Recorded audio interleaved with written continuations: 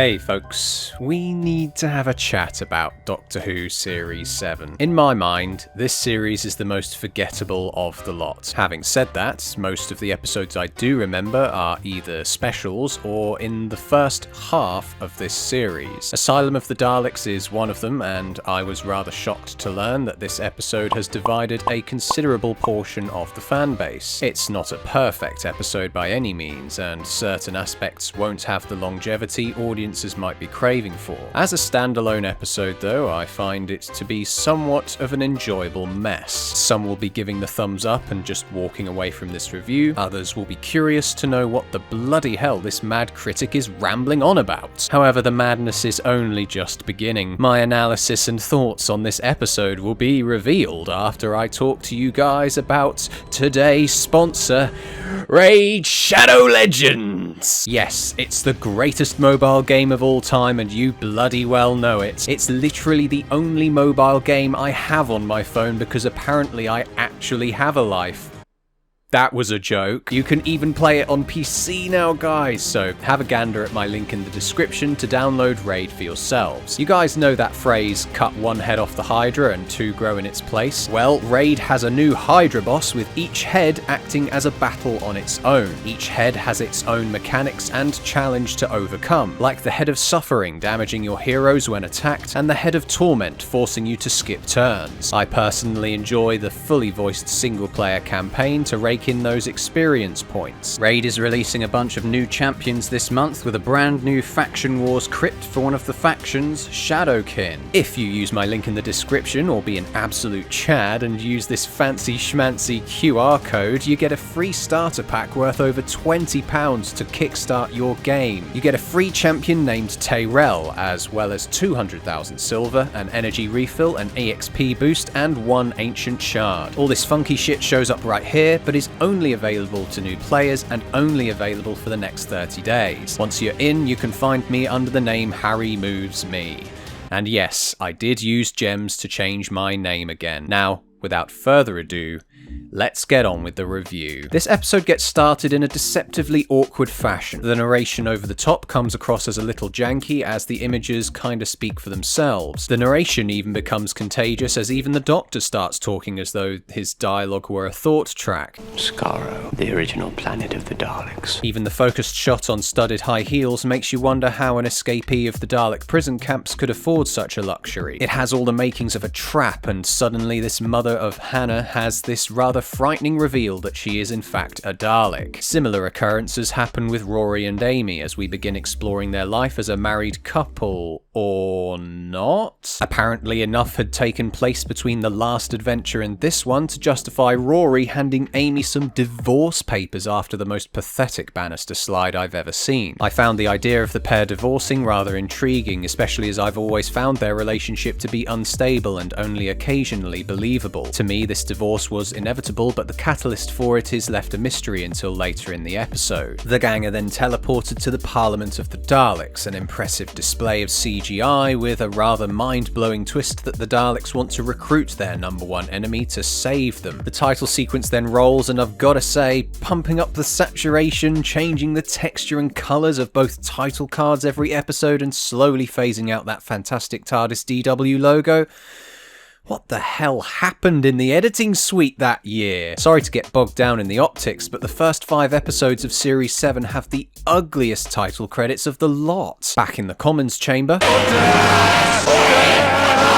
I began to wonder how exactly a Parliament of the Daleks would even come about. On the one hand, it is a hilarious idea, but at the same time, the hierarchy doesn't feel well established. Take the previously established Mega Daleks seen in Victory and The Big Bang, for example, who lack any real distinction from their golden counterparts, except perhaps this big white one. Also, I see 3 Dalek human things here. Why have the bus driver and makeup artist transformed into ugly bald blokes? Unfortunately, the Doctor already seems to have knowledge of the Dalek Asylum, but but I did appreciate the idea of the insane Daleks as having divine hatred, distinguishing them from this rather civilized bunch on the spaceship. Trouble is, the motives of the Parliament seem to be inconsistent as heck. I mean, sure, this is precisely what parliaments are, but we're talking about the Daleks here. Had there been established factions within the Parliament, I'd understand it better. One minute you have the Prime Minister saying, "It is offensive to us to extinguish such divine hatred," where he clearly opposes the idea of destroying the asylum, but then the big white one says this: "The asylum must be cleansed." Then why? The female human Dalek character then explains that a signal is being broadcasted from within the asylum. This signal in turn winds up being from Clara!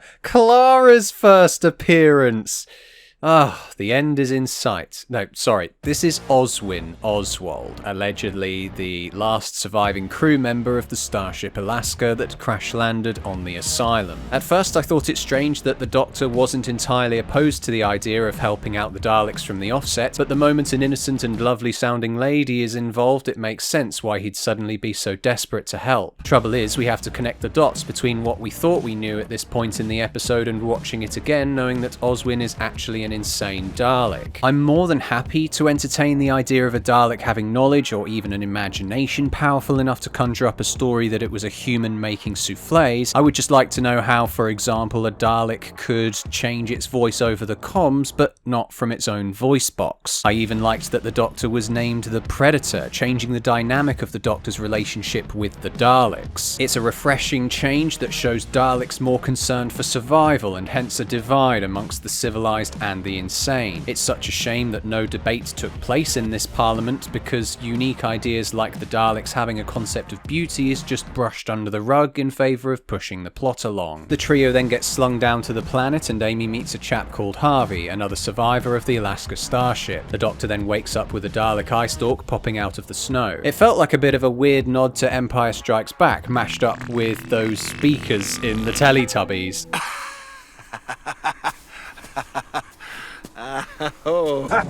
The three then come together and find the Alaska starship buried deep beneath the snow. More conflicting information gets the brain stirring as this Harvey chap claims they crashed 2 days ago, not a year ago, like Oswin claims. He then shows them his creepy dead crewmates, while he in turn winds up being a creepy Dalek human thing because of The nano cloud. Microorganisms that automatically process any organic matter, living or dead, into a Dalek puppet. The pair then get attacked by the corpses and the Doctor kicks his way to an escape hatch where he learns Rory and Amy have split up. I loved this idea that the Doctor literally can't fix a marriage. It's not one of those things you can fix like you fix your bow tie. It's life. Just life, that thing that goes on when you're not there. Having a very meta, life's pretty dull when Doctor Who's not on vibe, which I can give the giant thumbs up of agreement to. It's at this point the pair realise Amy doesn't have a wristband to stop the nano cloud from turning her into a Dalek. I had to go back a little and find that her wristband wasn't actually torn off, it simply vanished. Thanks to some camera trickery and editing, we find that the zombie grabs both her arms in this first shot, then they cut to her right arm being freed and replaced by the Doctor's hand. Cut then to the zombie holding Amy's right arm again with the Doctor kicking the door control, and in the next shot suddenly the right arm is free and lacking a wristband. It's unfortunate that such an important piece of visual information that will have dramatic ramifications for Amy in this episode is so haphazardly put together, all to distract from the fact that despite the Doctor explained seconds beforehand how important the wristband is, Amy is just getting a massive boner for this adventure. Is it bad that I've really missed this? Yes, it is! Rory was the only one not dumped in the snow, instead being shot down a plug hole that just happened to be right where he needed to be. Despite the convenient dropping, I found this scene to be utterly creepy and creative. It was good that they distinguished these Daleks from not quite having the same regenerative capabilities as the one we saw 7 years earlier. They are dormant Daleks. I got pretty excited as well when a Dalek started with this creepy kind of behaviour.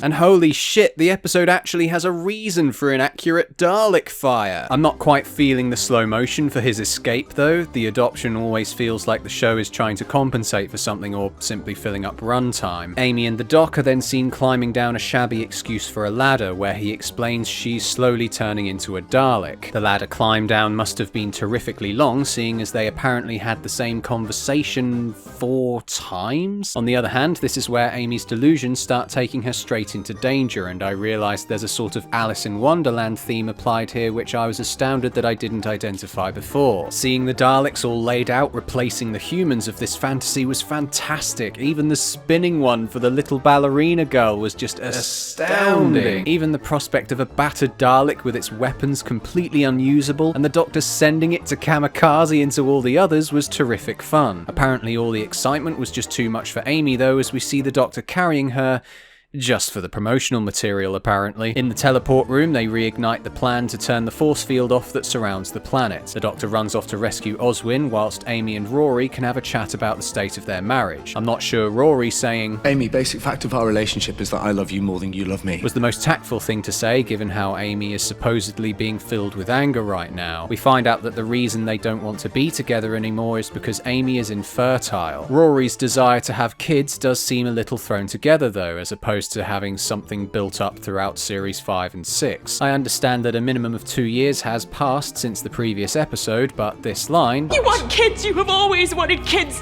ever since you were a kid," isn't something I ever remembered being established. They then reveal that the Doctor put his wristband on Amy, making me wonder why she didn't chirp up earlier and show Rory her arm to spare her the tears. Apparently there's a special place in hell for all those Daleks that faced the Doctor at one point or another. It's called intensive care, and you'd think it would be the pinnacle of Dalek insanity, but instead it's just an excuse for a reference to the classic series. The list of planets Oswin reads out in the intensive care unit are all from classic episodes, yet for some reason all Daleks in this ward are modern designs. The Doctor then makes his way into the room containing Oswin the Dalek, presumably some form of overseer for the asylum, who themselves have gone mad. It's certainly a case of the inmates running the asylum now, but this isn't a bad twist by any means in terms of delivery. The design of the screen Oswin uses is definitely reminiscent of a Dalek's point of view shot, just without the deep blue tint. You have this crazy weird shot of the Doctor in the corner of the frame in a room coloured unlike any others seen in the asylum. I was absolutely loving that uncomfortable eye contact shot from Oswin as well. Every element of insanity and convenience in the episode comes together for a reveal that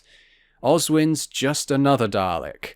Just an ordinary Dalek. I mean, really? They couldn't have designed something a bit more battered or unique than just putting another golden Dalek here with chains on its head? I'm not of the opinion that they needed to explain how a human consciousness wound up being trapped inside a Dalek. They're crazy alien killers, for God's sake. In fact, it makes for a nice twist on the Dalek-human relations that have previously been established in the revival. First, you have Daleks made of humans, then you have human Dalek offspring, and now you have Daleks convinced they're human. The pendulum has swung to the other end of the scales. From Dalek blasphemy to their best-kept secret, this makes Into the Dalek the perfect afterthought to this episode, as you can change a trapped human consciousness to a real trapped human being, setting up another solid Dalek episode for the future. We then cut back to Amy and Rory having a snog. This moment really confused me because, I mean, fuck, I thought this whole episode was about why these two were never getting back together. How long can we wait?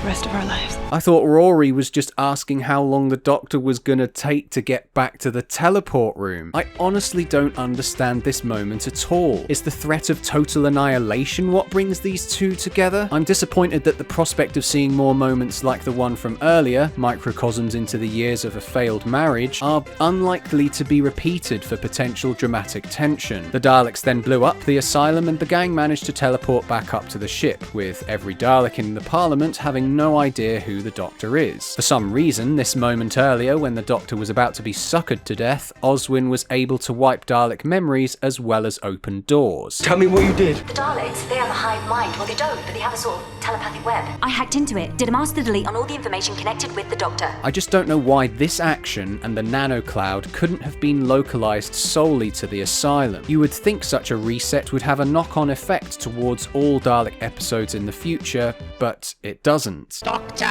Who?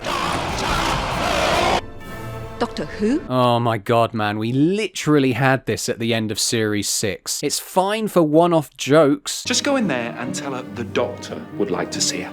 Doctor Who? But Jesus, it gets annoying after a while. I don't mind the Doctor being a more elusive bloke now, I'm just more confused by his reaction to it all. Oswin, oh, you did it to them all.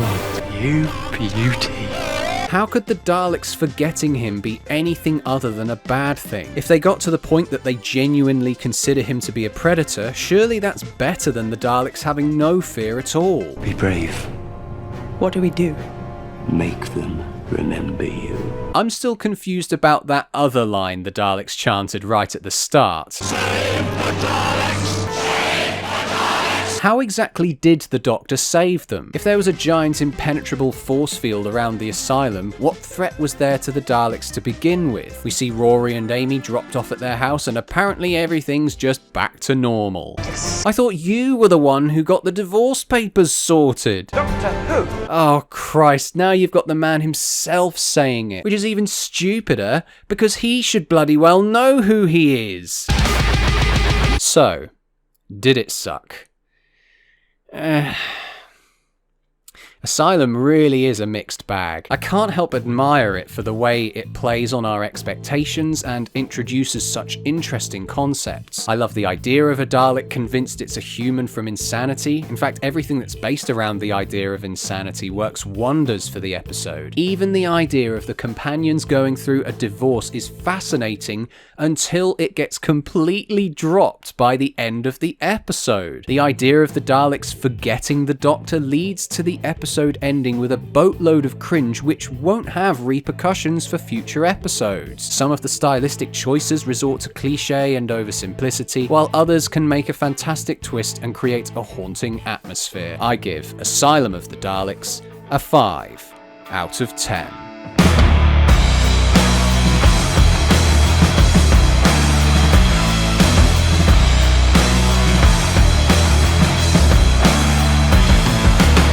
Water time.